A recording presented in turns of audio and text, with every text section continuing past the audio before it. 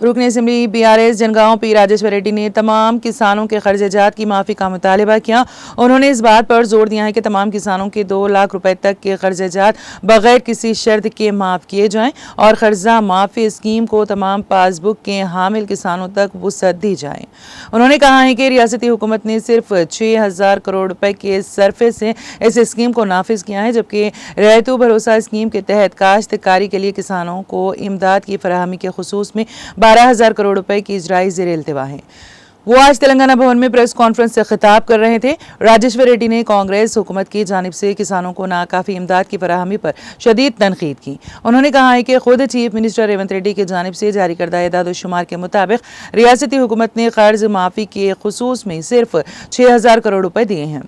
किसानों के खर्च-ए-जात के मामले में ये सिर्फ 30% और रकम के लिहाज से सिर्फ 20% का अहाता है। उन्होंने कहा है कि रियासती हुकूमत की तरफ से ऐलान करदा स्कीम के लिए 31,000 करोड़ रुपए दरकार हैं, ताहम हुकूमत ने सिर्फ 6,000 करोड़ रुपए जारी किए हैं।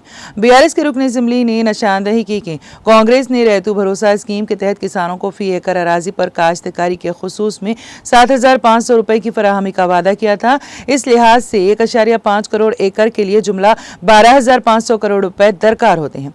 उन्होंने कहा कि रियासत में 2 लाख रुपए तक के कर्ज-ए-जात के हामिल किसानों की जुमला तादाद 40 लाख है, जबकि कर्ज माफी स्कीम के तहत सिर्फ 10 लाख किसानों को ही फायदा पहुंचाया गया है। उन्होंने कहा है कि कांग्रेस के बरसर इख्तियार आने के बाद किसानों के खुदकुशी वाकयात में इजाफा हुआ है। राजेश्वर रेड्डी ने रैयतु भरोसा स्कीम के तहत किसानों को फिलफूर माली इमदाद की फराहमी का मुतालबा किया।